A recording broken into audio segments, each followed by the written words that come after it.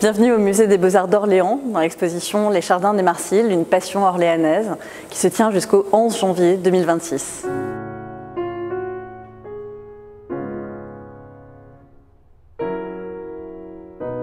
Alors vous allez découvrir la passion frénétique qui a animé la famille Marcil pour Chardin, alors plus globalement pour le XVIIIe siècle, mais férocement pour Chardin, qu'ils ont découvert. François Marcil d'abord, le père, qui était en 1790, et qui à partir de 1822 va réunir la plus grande collection française du XIXe siècle. Puis ses enfants, Camille et Eudoxe, qui ont hérité de cette passion pour Chardin, pour la peinture plus globalement, puisque l'un comme l'autre vont devenir conservateurs. L'un du musée de Chartres, l'autre du musée d'Orléans, qu'il va complètement réformer. Eudoxe Marcil est le grand homme du musée d'Orléans de 1870 à 1890. Il l'a complètement métamorphosé, l'a ouvert sur l'art contemporain, sur le XIXe siècle, a voulu en faire un lieu de mémoire du romantisme, notamment d'un grand XIXe siècle, mais notamment du romantisme. Mais un peu comme son père, fait du porte-à-porte auprès des collectionneurs, des descendants de collectionneurs du XVIIIe siècle, pour retrouver des œuvres, notamment de Perronneau, mais également de Chardin et de tous les artistes qui pouvaient l'intéresser. Malheureusement, aucun Chardin n'entre pendant son directorat au musée d'Orléans, mais 3000 dons qui montrent son engagement pendant 20 ans au service de ce musée.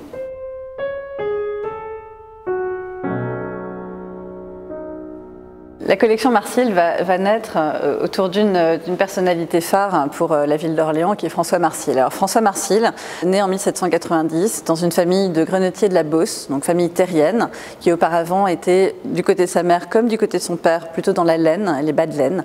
Les graines vont se développer sous la Révolution, famille prospère, qu'on aurait pu imaginer très éloignée des questions d'art, et qui en réalité, quand on regarde bien, sont les héritiers directs de cette bourgeoisie qui va développer un goût pour la peinture à la suite de tous les efforts faits par Aignan Thomas Desfriches au XVIIIe siècle pour justement développer un goût chez cette bourgeoisie marchande orléanaise. Alors c'est vraiment une particularité d'Orléans de voir tout ce monde marchand, ce monde agricole, développer un goût pour la peinture et des collections surtout. Et les Marcil-Pelletier, les parents de François Marcil, vont d'ailleurs donner au musée d'Orléans en 1823 lorsque un appel aux dons va être lancé pour l'ouverture d'un musée. Donc petit signe, peut-être pas d'une grande collection, mais en tout cas d'une place de la peinture dans cette famille.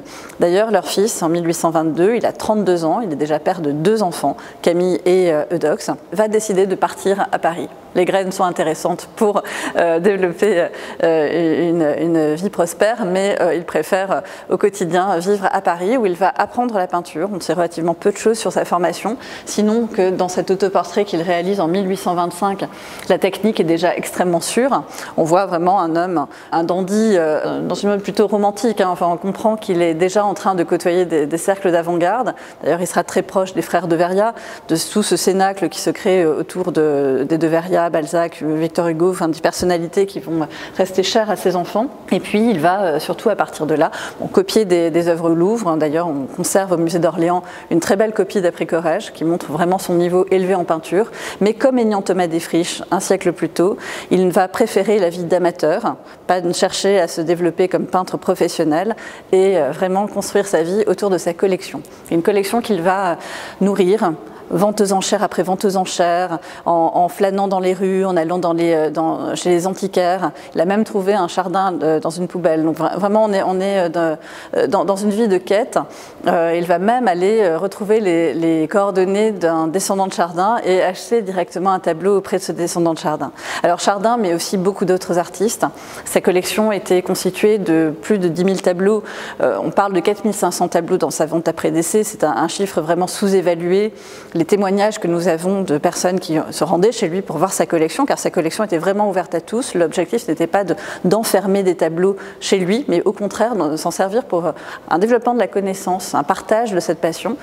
Et on parle de montagnes de chefs-d'œuvre du XVIIIe siècle, mais également de périodes plus anciennes, du XVIe siècle, XVIIe, de toutes les écoles, et même du XIXe siècle, puisqu'on le mentionne peut-être moins quand on parle des Marcil, on pense à Chardin, mais le grand artiste dans son cœur était aussi Prudhon. Il avait des centaines d'œuvres de Prudhon, et ses enfants sont régulièrement venus en aide aux descendants de Prudhon.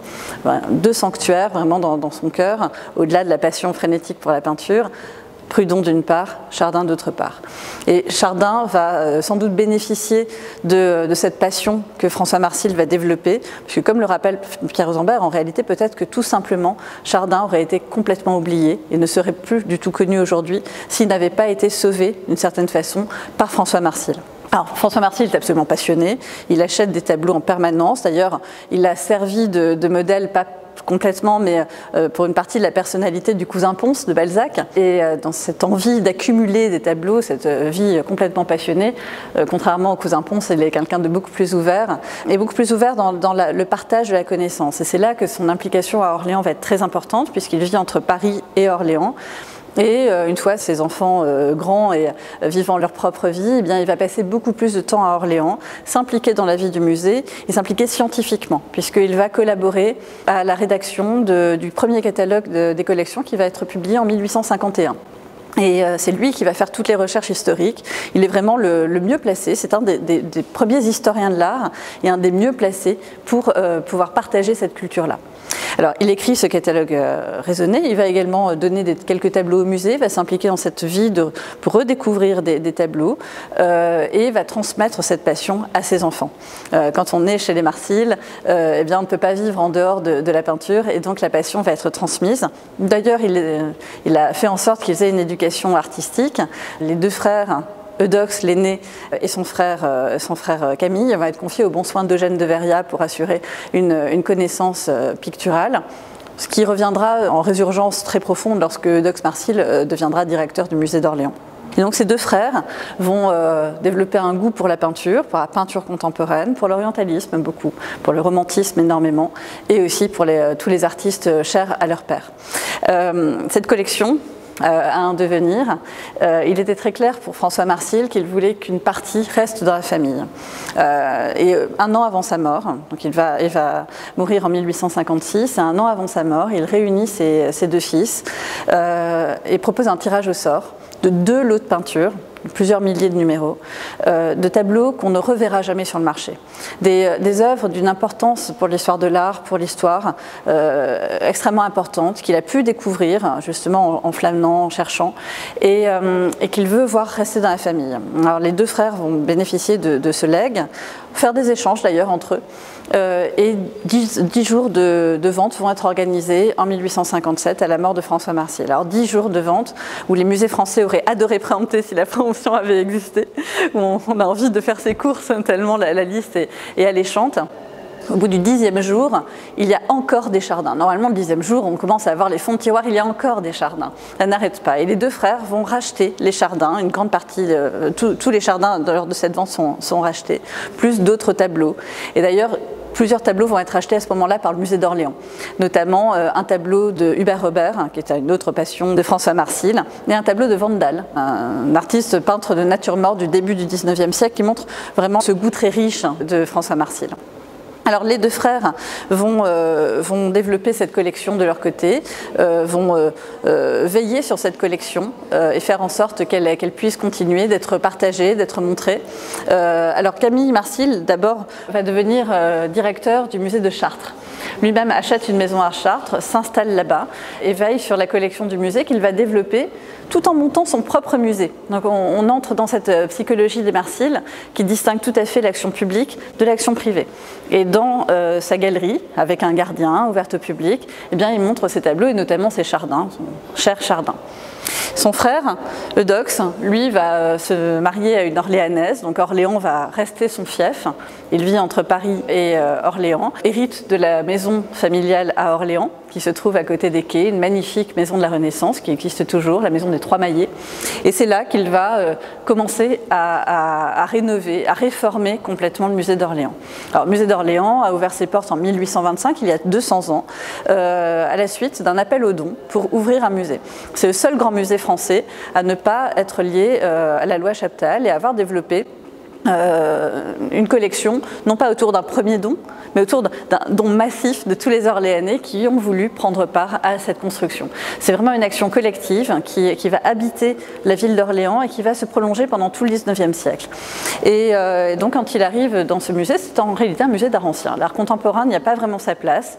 Il y a un ou deux tableaux, une ou deux sculptures, un Pradier, un tableau d'Antignac qui sont déjà dans les collections, mais c'est avant tout un musée d'art ancien. Il va d'abord l'ouvrir à l'art contemporain. Lui-même est membre du jury du salon, donc aux premières loges pour repérer des artistes. Ce qui l'intéresse, ce sont les peintres d'histoire. Et il va favoriser justement l'essor d'une école artistique qu'il ne fiche pas. Hein. Ce qui l'intéresse, ce n'est pas uniquement un post-romantisme, c'est plus largement toute la façon dont des jeunes artistes vont pouvoir développer une œuvre de peintre d'histoire. Mais ça va jusqu'à Le Roll. Hein. Vraiment, il a une vision très large jusqu'au naturalisme. Et puis, il va chercher, on le comprend année après année, à faire du musée d'Orléans un mémorial du romantisme. Et alors, il a très peu de budget à ce moment-là, et il va aller chez les descendants, chez les veuves, chez les artistes encore vivants, chez les collectionneurs, pour récupérer des fonds entiers. Alors c'est à lui que l'on doit notamment tout le fonds Tricty. Il va récupérer un Chassériau par-ci, il va récupérer en 2 fois des œuvres de Monsieur Auguste, peintre amateur, qui a été en réalité cet homme de l'ombre du romantisme qui fournissait à Géricault, à Vernet, à Delacroix, à tous ceux qui avaient besoin de vêtements orientaux.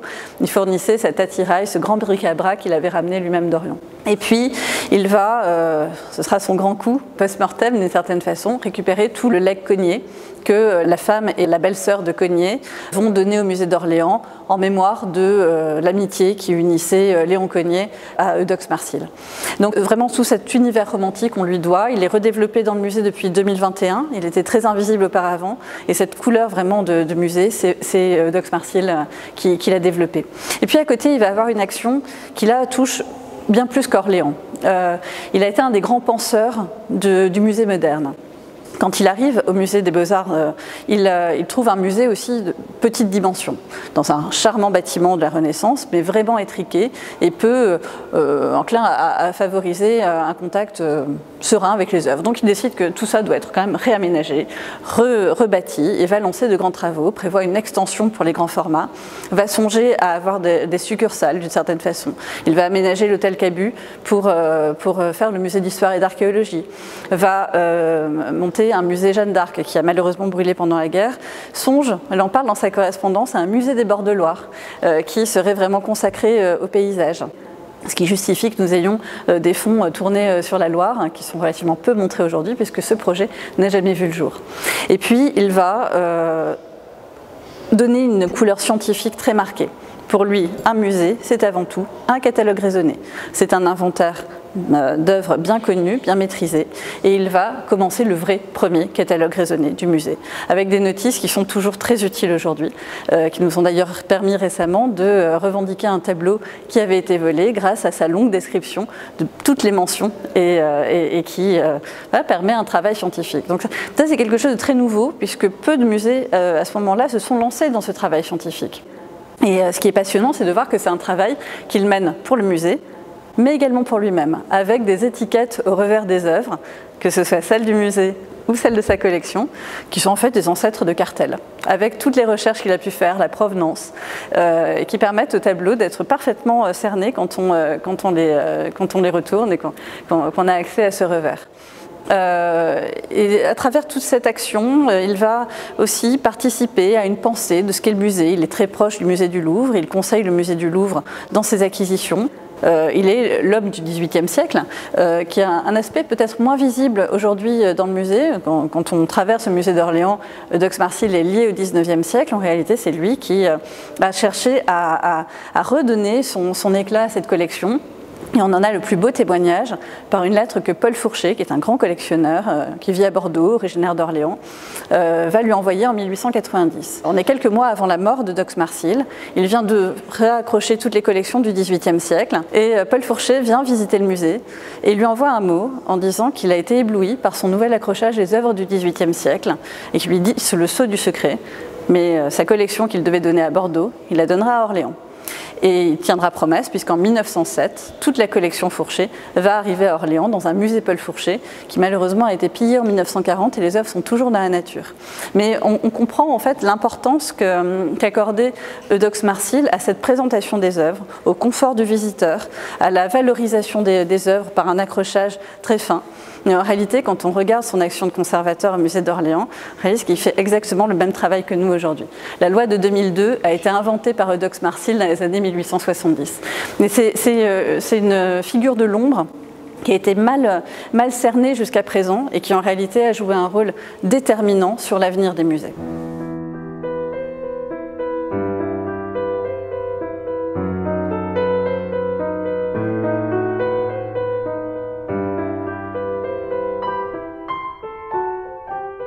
Alors, l'une des œuvres phares de la collection Marcil, parmi les dizaines de milliers de tableaux qu'il a constitués, c'est évidemment le panier de fraises des bois de Chardin.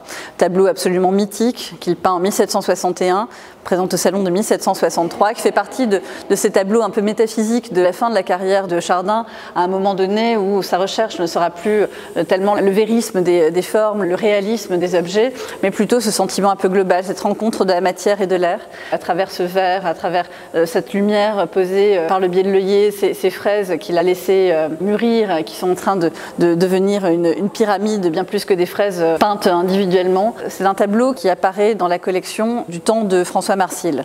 Quand on fait le compte entre les Chardins qui se trouvent dans la collection de François Marcil, donc il y en a 30, et ceux qui sont répartis dans les collections des deux frères, puis dans les ventes, rachetés par les frères, on retombe toujours sur 30. Donc on a la certitude que vraiment les Chardins étaient un ensemble constitué par le père, qui n'ont pas été augmentés par la suite, qui était vraiment ce sanctuaire, ce cœur qu'il fallait transmettre, continuer de nourrir et transmettre. Et donc c'est un tableau qui a été acheté par François Marcil, même si nous n'avons pas encore retrouvé la provenance, c'est-à-dire ni une vente aux enchères, ni une collection dont il pourrait être issu. Ce n'est dans un premier temps pas un des tableaux les plus importants, les mieux identifiés. Il va le devenir avec l'exposition Chardin que va réaliser Eudoxe Marcil. On va le trouver mentionné dans la presse dans les années 1880 et il va devenir à ce moment-là une icône vraiment de la carrière de Chardin et se déployer, se développer, devenir très célèbre jusqu'à l'exposition de 1979 qu'organise Pierre Rosembert où le tableau va faire la couverture. Alors c'est une découverte majeure pour le grand public. Chardin devient ce grand peintre du XVIIIe siècle avec l'exposition de Pierre Rosembert. Le Grand Palais a été une tribune extraordinaire pour Chardin et c'était une exposition dont on parlait dans les chaumières. Enfin, elle comptait vraiment. Et on le voit dans les visites guidées qui sont faites à l'occasion de cette exposition. Parfois, on croise des personnes qui ont vu l'exposition. Une dame qui avait 9 ans qui m'a dit qu'elle avait traversé la France avec ses parents pour voir l'exposition. Une autre qui avait 15 ans et qui avait été profondément marquée par l'exposition, mais surtout par les fraises. C'est à ce moment-là que le tableau va devenir une icône. Pierre Rosembert en parle comme du plus beau tableau français et il va rester comme cette icône qui est repartie sur son mur par la suite puisqu'il était resté chez les descendants d'Eudoxe Marcil. Eudoxe Marcil a souhaité que ces Chardins soient transmis à sa fille et qu'elle les transmette aux générations futures, toujours avec le désir de pouvoir les montrer, ne jamais bloquer un prêt. Et d'ailleurs, la famille Marcil avait prêté tous les tableaux en sa possession pour l'exposition de 1979. Mais dans le même temps, il revenait par la suite sur le mur de la salle à manger et redevenait un décor que seule finalement la famille ou les amis proches pouvaient voir, pouvaient admirer. Jusqu'au jour où, coup de théâtre, le tableau passe en vente en 2022. Ça a été un événement de premier ordre dans le monde de l'art. Le plus beau tableau français passe aux enchères. Et tous les rebondissements, le fait qu'il soit acheté par un musée américain, a divisé profondément les amateurs entre l'idée que le Louvre a déjà beaucoup de tableaux de Chardin et l'idée que le plus beau tableau français doit quand même rester en France. Et c'est cette option-là qui a été choisie avec un engouement, un engagement de la part des mécènes très forts, mécènes privés, mais également des mécènes individuels, des grandes entreprises jusqu'à Monsieur Tout-le-Monde qui a voulu contribuer, donc de 20 € jusqu'à 15 millions. Et cet engagement des Français Français, 10 000 donateurs ont contribué, au-delà des grandes entreprises, à contribuer une fois de plus à l'asseoir comme un tableau absolument mythique. Alors aujourd'hui, nous avons la grande chance de découvrir le tableau restauré. Il avait été exposé au Louvre au moment de son achat pour donner envie aussi de participer. Et on voit à quel point l'engouement a été fort face à ce tableau absolument magnétique. Il a été présenté ensuite au Louvre-Lens, au musée de Clermont-Ferrand et au musée de Brest avant d'être restauré. Et donc Laurence Descartes a souhaité que le tableau puisse être présenté en priorité au musée, les Orléanais et la primeur finalement de ce tableau qui a été à Orléans pendant si longtemps, après restauration. Alors cette restauration a beaucoup appris sur l'œuvre puisqu'il était en bon état, ce qui ne se voyait pas nécessairement. On a entendu lors de la vente qu'il était très usé. En réalité, quand on le voit aujourd'hui, il était simplement sale avec des matités liées à son état de surface et à la crasse. Mais le tableau lui-même présente encore tous ses empattements. On le voit notamment dans les œillets qui auparavant étaient remplis de vernis sombre et qui aujourd'hui, libérés de ce vernis, existent toujours. On a cette matière, tous les empattements sont là, et surtout cette matière qui capte la lumière. Et on comprend exactement ce qu'a voulu faire Chardin en posant ses œillets. Ce n'est pas tellement la symbolique qui l'intéresse que l'effet lumineux, la lumière qui va être attrapée par ces deux œillets qui se reflète dans ce verre. Alors d'ailleurs, pour l'anecdote, ce tableau très orléanais ne pouvait pas être plus. 10% des fraises françaises sont produites à Orléans. Les pêches et les cerises sont les fruits principaux de la ville d'Olivet à côté d'Orléans. Et puis ce verre quand même rappelle fortement les verres Duralex qui sont fabriqués à Orléans depuis la fondation de l'entreprise. Donc tous les éléments qu'il a pu utiliser pour faire ce tableau ont un rôle non pas symbolique, mais jouent un rôle dans la construction de ce passage de la lumière sur la surface de la toile. Entre ces fraises que l'on voit se refléter dans le verre, on le voyait mais on le percevait différemment. La queue de la cerise d'ailleurs qui aujourd'hui est tout à fait visible et n'était pas auparavant. Une déchirure qui a été réparée, qui est aujourd'hui totalement invisible, et cet air qui est le véritable sujet, que l'on retrouve d'ailleurs dans deux tableaux contemporains qui se trouvaient aussi dans la collection Marsil, qui sont le bocal d'abricot, aujourd'hui au Canada, et le melon entamé, qui est passé lui aussi aux enchères récemment, mais qui avait été vendu dans la vente de Camille Marsil. Et l'engouement était déjà tellement fort dans les années 1870 que le tableau avait été acheté très cher et était dans la collection Rothschild. Et ce sont trois tableaux qui étaient initialement dans la collection de François Marsil. Donc on comprend en fait l'importance de ces Chardins. Il n'avait pas acheté des Chardins de deuxième catégorie, mais vraiment les chefs-d'œuvre absolus de Chardin. Et dans les trois, on retrouve justement ce traitement de l'air qui est le véritable sujet du tableau.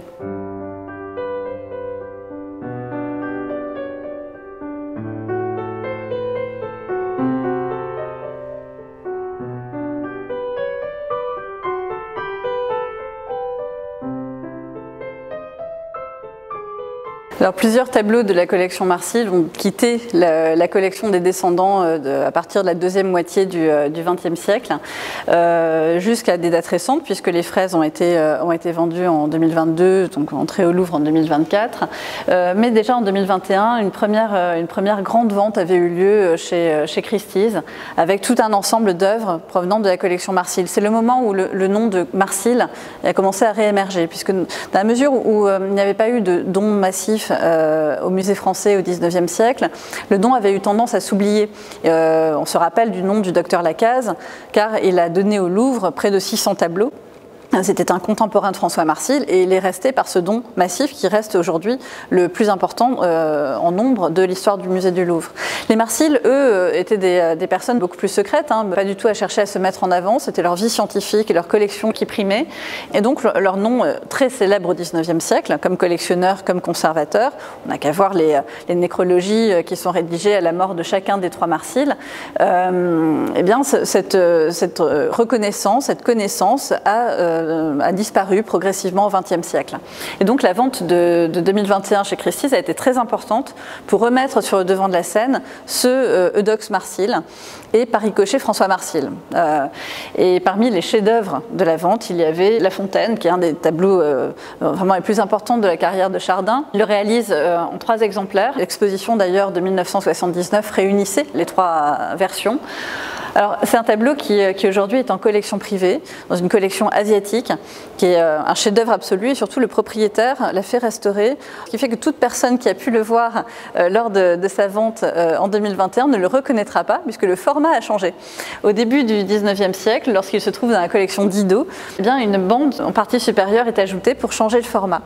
Et le propriétaire, l'acquéreur, a décidé de retirer cette bande et de le restaurer. Et là encore, comme pour les fraises, on avait le sentiment, quand il est passé en vente, que le tableau était usé. En réalité, il s'agissait simplement d'un état de surface tout à fait réversible, et le tableau est en réalité en très bon état, avec une fraîcheur de coloris extraordinaire, une matière picturale en très très bon état. Donc c'était un vrai plaisir de le voir aujourd'hui, puisque par la suite on ne le verra plus. Il repartira dans cette collection privée à l'autre bout du monde.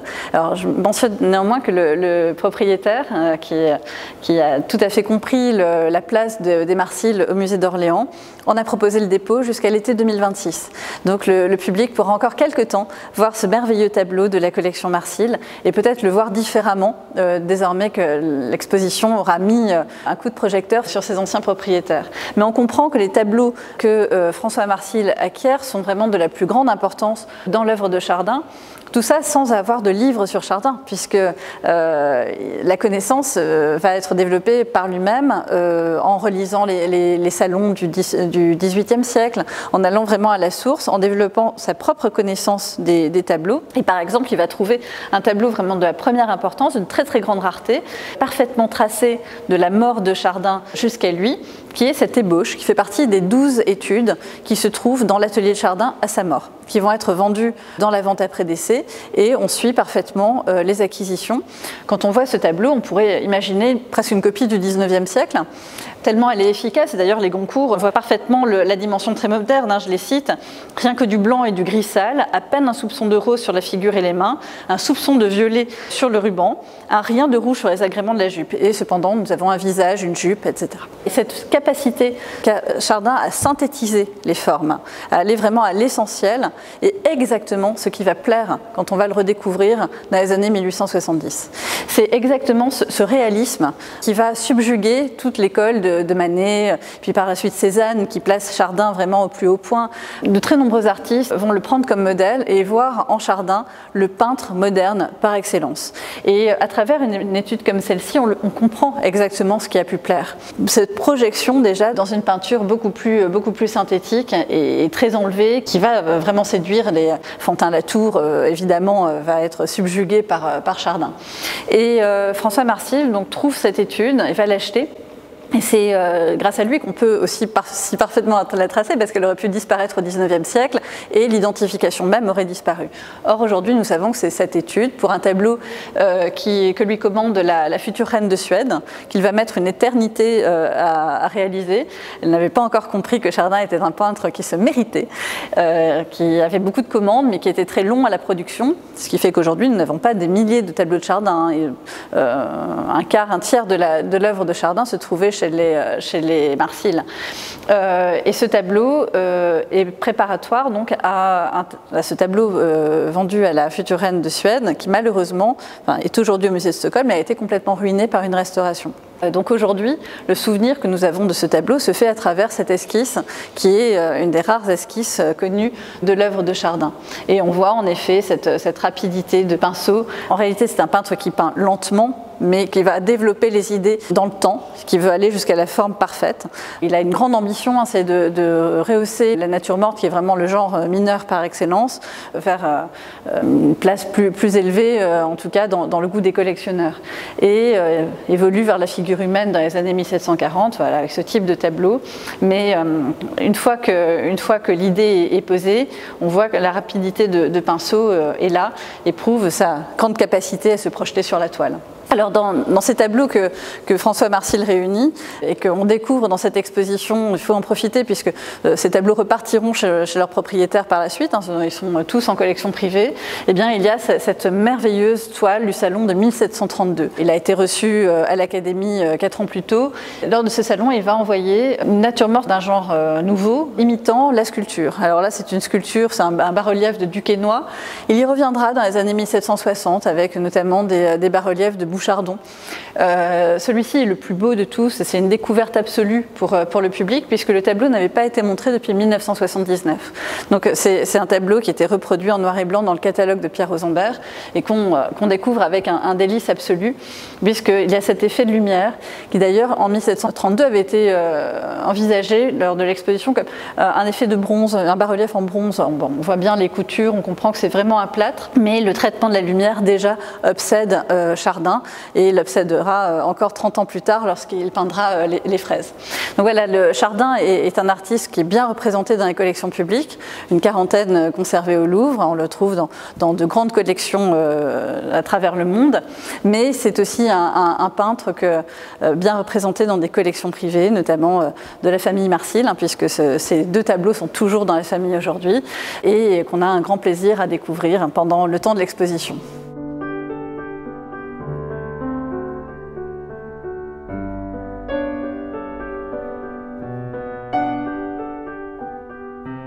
Alors, le petit frère de Dox Marsil, Camille, ils ont 3 ans d'écart. Dox Marsil est né en 1813, son frère va naître en 1816, va être totalement piqué par le virus Chardin comme tout le reste de la famille. Et, à la mort de leur père en 1857, donc en 1856 et après la vente de 57, il va vivre pleinement à Chartres. Il a acheté quelques années plus tôt un château, le château d'Oisem, et va y vivre toute l'année. Donc il devient en même temps conservateur, directeur du musée de Chartres, ouvre son propre musée et développe une œuvre de peintre qu'il va être le seul à pratiquer de manière professionnelle. On a vu que François Marsil était formé à la peinture, était un très bon peintre même, mais n'en a pas du tout vécu, n'a pas cherché à avoir une activité professionnelle de peintre. Dox Marsil dessine, il a été formé à la peinture chez les De Veria, mais ne va pas chercher à être artiste lui-même. En revanche, Camille Marsil, lui, expose au salon et vit dans son atelier qu'il a aménagé dans la tour du château d'Oisem et va passer ses journées à peindre. Et d'ailleurs, lorsqu'il meurt en 1876, c'est pinceau à la main. Il est pris d'un malaise et meurt quelques heures plus tard. Alors, on le retrouve ici à travers un tableau qui est resté dans la famille et qui est parfaitement éloquent sur cette passion pour Chardin, pour son cher Chardin, où l'on voit Chardin en train de peindre une nature morte. Alors finalement ce tableau est amusant parce qu'il condense 2 tableaux de la collection Marsil qui se trouvaient dans sa partie de la collection, avec un autoportrait de Chardin et puis une nature morte avec ses poulets et cette raie qui est aujourd'hui au musée d'Hartford, qui a été vendue lors de la vente de la collection de Camille Marsil. Évidemment les collectionneurs se sont régalés. Il y avait une liste de peintures comme on n'en avait jamais vu, et les opportunités ont été très grandes. Donc d'abord son frère en a racheté ce qu'il pouvait. Mais il ne pouvait pas tout racheter. Il a acheté pour le musée d'Orléans un tableau de Tintoret qui se trouve évidemment toujours dans le parcours, et d'autres collectionneurs ont pu satisfaire leur goût nouveau pour Chardin en ayant des pièces absolument exceptionnelles. Et donc ça a été le cas de ce tableau qui a continué sa vie, qui est passé entre les mains de Jacques Doucet et qui est aujourd'hui au musée d'Hartford dans le Connecticut. Il avait un pendant qui était cette nature morte aux côtelettes, dont il a été séparé lors de la vente et qui est aujourd'hui au musée Jacquemart-André. Donc on voit que Chardin va intégrer toutes les plus grandes collections, que ce soit les collections Rothschild, les collections par la suite de Nelly Jacquemart, et par chance donc ce tableau est resté en France, il est toujours visible au musée Jacquemart-André, et il vient rejoindre ce tableau et réévoquer cette collection de Camille Marsil. Et puis d'autres collectionneurs émergents vont trouver aussi dans la vente de Camille Marsil matière à développer leur collection. Ça va être notamment les frères Lavalard, qui sont légèrement plus jeunes que les frères Marsil et qui, à partir de la deuxième moitié du XIXe siècle, vont être absolument fascinés par le XVIIIe siècle. Pas que. Comme les Marsil, le goût va bien plus loin et le XVIe et XVIIe siècle est aussi bien marqué dans leur collection. Et ils vont évidemment pouvoir acheter des tableaux de Chardin dans cette vente, dans d'autres aussi, mais dans cette vente où ils vont acheter ces harengs que l'on retrouvait déjà dans la vente de François Marsil, racheté par Camille et qui n'a pas pu être racheté par la suite par Dox Marsil. Alors la collection Lavalard d'Amiens est bien connue puisque elle a été intégralement donnée au musée d'Amiens. Donc les Lavalard, eux, sont restés comme un nom célèbre, comme le docteur Lacaze, quand les Marsil, qui ont été en fait les grands fournisseurs de toutes ces collections, sont beaucoup moins connus aujourd'hui. Et donc il était important de pouvoir évoquer cette collection de Camille Marsil, qui se distingue de celle de son frère par le fait qu'elle n'a pas été entièrement léguée à la famille, mais est passée en vente et a pu nourrir de très très grandes collections américaines. C'est à ce moment-là aussi que le bocal d'abricot a quitté la collection Marsil, ainsi que le melon entamé qui intègre la collection Rothschild à ce moment-là. Vraiment deux chefs-d'œuvre absolus qui n'ont pas pu rester dans la famille à ce moment-là.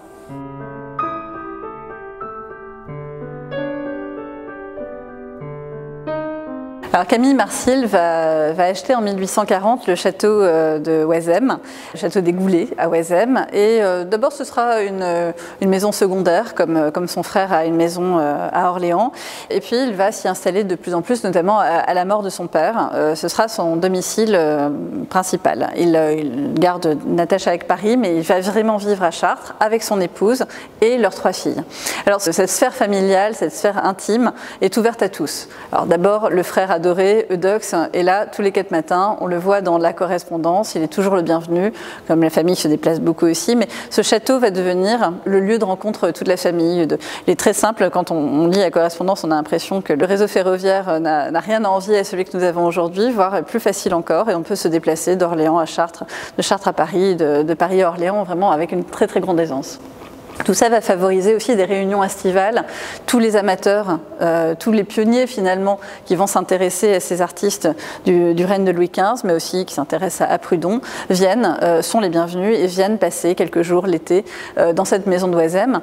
Et ceux qui vont évidemment se tourner vers les Marsil vont être les Goncourt à la fin des années 50. Ils commencent à s'intéresser à ce XVIIIe siècle, dont on commence à parler. Tout un cercle va se créer au moment de la mort de François Marsil. Évidemment, une grande communication a lieu sur ces artistes qu'on connaît mal. Théophile Gautier se prend de passion pour ce XVIIIe siècle, et donc les Goncourt vont être le premier symptôme du développement de ce goût pour le XVIIIe siècle. Et très naturellement, quand on aime le XVIIIe siècle, quand on aime Chardin, quand on veut en savoir plus, il n'y a qu'un lieu où aller, c'est chez les Marsil. Ils ont les œuvres, ils ont la connaissance du père, ils ont leurs propres recherches, ils ont les petites étiquettes au dos des tableaux pour noter absolument tout ce qu'ils ont pu trouver. Donc les Goncourt vont aller rendre visite à plusieurs reprises, plusieurs étés de suite, aux Marsil dans la maison de Chartres. Donc Eudoxe les rejoint et on parle de Chardin en permanence pendant plusieurs jours. Alors on parle de Chardin, mais on joue aussi avec les enfants. Et la correspondance Marsil-Goncourt est absolument merveilleuse, parce qu'on comprend que dans ce temps chardinesque, où tout le monde parle de ce dieu Chardin, eh bien on passe du temps aussi avec les enfants, on joue avec les enfants. Et ces Goncourt qui semblent parfois si cruels dans leur journal, qui ont laissé une image pas toujours très positive de leur caractère, deviennent des êtres absolument adorables dans leur rapport avec cette famille. Et ce souvenir va être vraiment très marquant et très marqué à travers 2 objets qui sont présentés dans l'exposition, donc avec une vue de ce château d'Oisem qui n'est plus dans la famille aujourd'hui, mais qui a été peinte par Camille Marsil. Et d'abord, la première conséquence de ce temps passé à Oisem va être le premier livre sur Chardin que les Goncourt vont publier en 1864. Première biographie sur Chardin, une étude qui évidemment prend en compte tout ce qu'ils ont pu voir chez les Marsil. Et puis à côté un pantin qui lui rappelle ces jours heureux passés dans ce nid familial où tout le monde s'aime, avec des lettres écrites aux 3 petites filles où Jules embrasse la poupée, salue le pantin, et le pantin, le voici, il est toujours dans la famille. C'est un objet vraiment extrêmement intime, un petit pantin du XVIIIe siècle avec lequel visiblement il jouait beaucoup avec les petites filles de Camille Marsil, et qui a été vraiment le point de cristallisation de ces temps heureux pour Edmond de Goncourt, pour Jules de Goncourt. Mais lorsque Edmond va perdre son frère Jules, le désarroi sera total. Ils étaient absolument fusionnels, et Edmond va publier les eaux-fortes de Jules de Goncourt. Et pour la couverture, il va choisir l'eau-forte qu'il avait réalisée de ce pantin. Oisem, été 1865. On est juste au lendemain de la publication de Chardin, qui a réjoui au plus haut point toute la famille. Et ce pantin va être le souvenir de ces temps heureux pour Edmond qui pleure son frère Jules, mais aussi pour Eudoxe Marsile qui pleure son frère Camille. Et autour de ce pantin s'est cristallisé tout le souvenir de ces moments merveilleux à parler pendant des heures, pendant des jours, avec le bruit des enfants autour, mais parler de Chardin jusqu'à lui donner cette postérité qui a été le premier livre sur Chardin, qui va être la première étape d'un empire bien plus grand qui sera l'art du XVIIIe siècle, dans lequel vont se succéder des biographies de tous les artistes, bien présents là aussi dans la collection Marsil.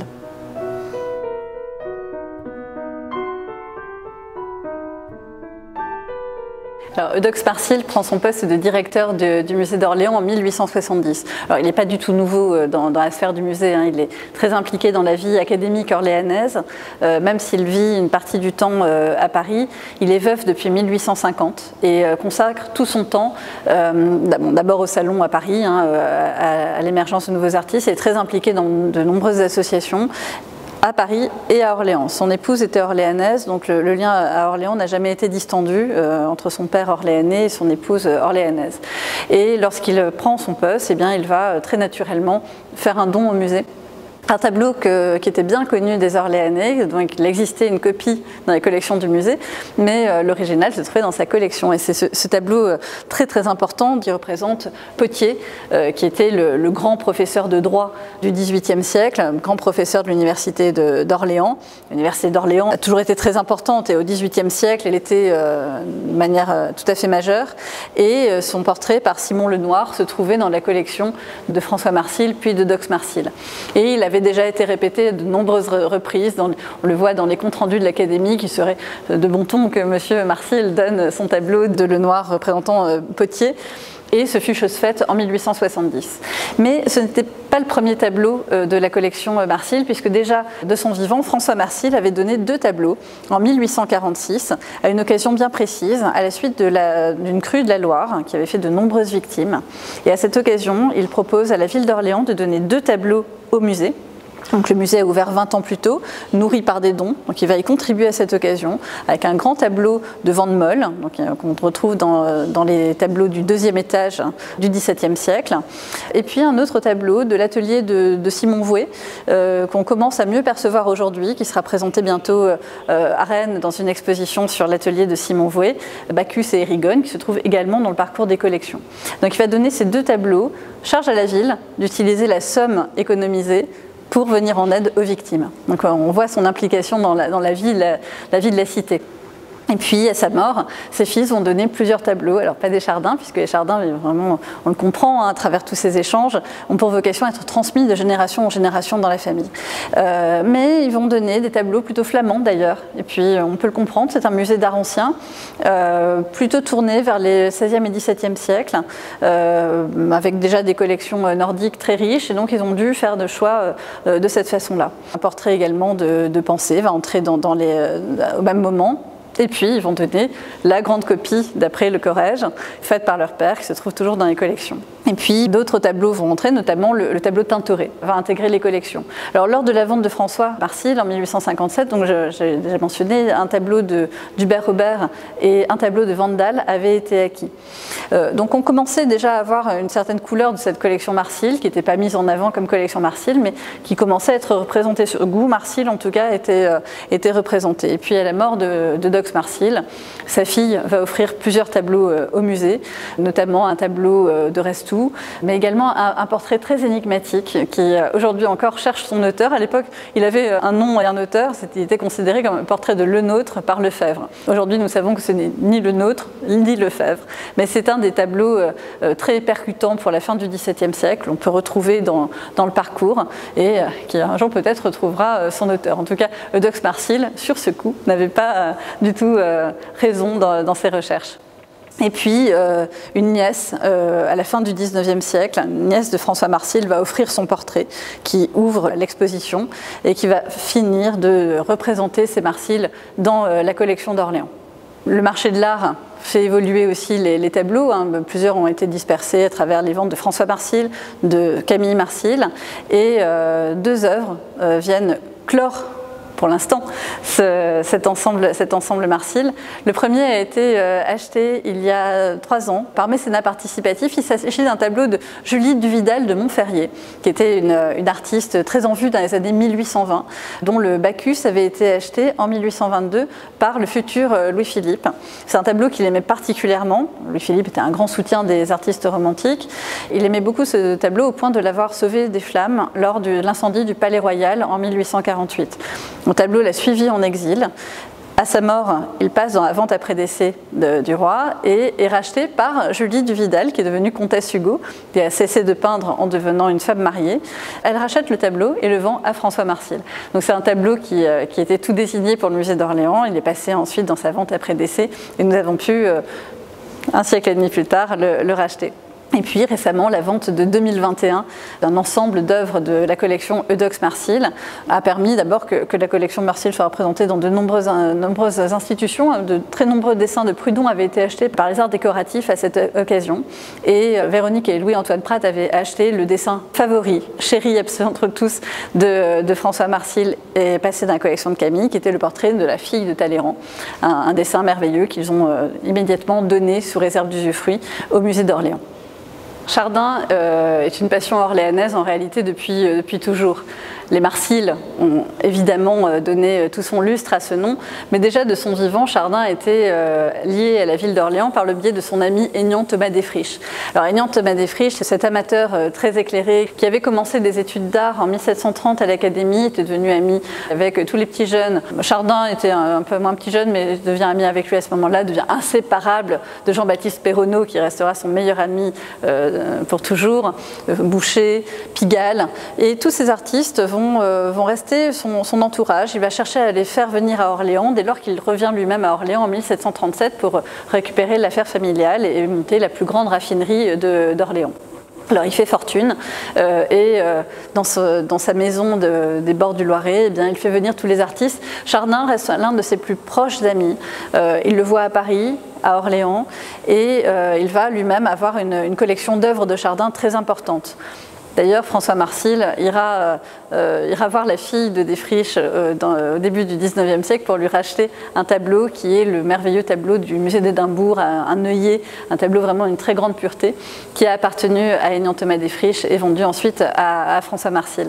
Chardin, donc cet ami de Desfriches, va toujours rester en contact avec Desfriches jusqu'à la fin de sa vie. Alors, il n'est lui-même pas un artiste très mondain, hein, il reçoit un peu, il a un cercle restreint d'amis. Il a eu une vie assez triste, a perdu sa première épouse, est entièrement tourné vers son art, et à la fin de sa vie, quand il perd la vue, va commencer une série d'autoportraits au pastel. Et lorsque Chardin va se tourner vers le pastel, eh bien, il ne va pas adopter la technique de Maurice Quentin de la Tour, qui est le grand nom du pastel au XVIIIe siècle, grand rival de Perronneau, avec un rendu très fondu, enfin c'est vraiment le prince des pastellistes, il a une technique illusionniste absolument merveilleuse. Il va adopter celle de Perronneau, qui peint par hachures, et on voit que toute l'œuvre est constituée de ces hachures. D'ailleurs, anecdote assez amusante dans la mesure où on voit que Chardin a toujours été très dur avec Perronneau. Il lui a joué des tours lorsqu'il était tapissier du salon, donc c'est lui qui choisissait l'agencement des œuvres au salon, et régulièrement, pour le taquiner, le placer à côté de Maurice Quentin de la Tour, dans l'espoir de défavoriser et que la confrontation le desserve. Mais lorsqu'il se tourne lui-même vers cette technique, eh bien c'est celle de Perronneau qu'il adopte. Et donc Perronneau qui fait le lien avec Desfriches, mais un autre élément nous saute aux yeux, c'est ce foulard que porte Chardin dans cet autoportrait. Bien, ce foulard lui a été offert par Desfriches. C'était des foulards que Desfriches commercialisait à Orléans. D'ailleurs, on voit dans un autre portrait peint par Perronneau, qui représente le Normand du Coudray, qui est un amateur orléanais. Le pastel est conservé au musée Cognac-G. On voit le même foulard. Donc tous les amis de Desfriches avaient ce foulard. Et pour la postérité, eh bien, Chardin l'a porté avec ce lien éternel de fait avec la ville d'Orléans, qu'il a toujours aimé à travers ses amateurs. Desfriches d'abord. Il ne faut pas oublier non plus Sipierre, qui a été le fils de l'intendant d'Orléans et qui a eu une grande collection de Chardin vers 1800, à un moment où justement Chardin commençait à être oublié.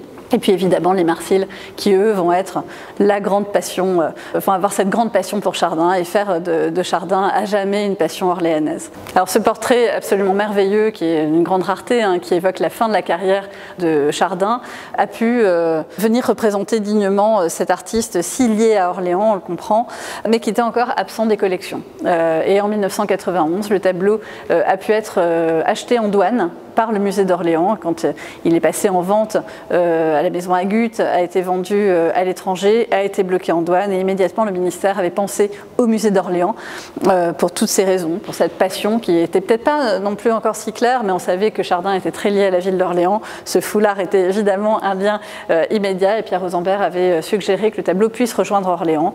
Ce qui fut chose faite avec l'aide de l'État, avec l'aide de la région et puis la ville d'Orléans qui avait accepté de l'acheter. Aujourd'hui, il évoque toute cette passion qui est née dans cette ville, clôt l'exposition, évoque aussi l'autoportrait de Chardin qui se trouvait dans la collection Marsil et j'espère que vous aurez beaucoup de plaisir à venir visiter cette exposition qui se terminera le 11 janvier 2026 et qui réunit pour la première fois depuis la mort de François Marsil en 1856, 6 de ces chers Chardins qui se retrouvent sur le mur en bonne compagnie avec les portraits de ces collectionneurs qui les ont aimés passionnément et qui ont fait de Chardin une véritable passion orléanaise.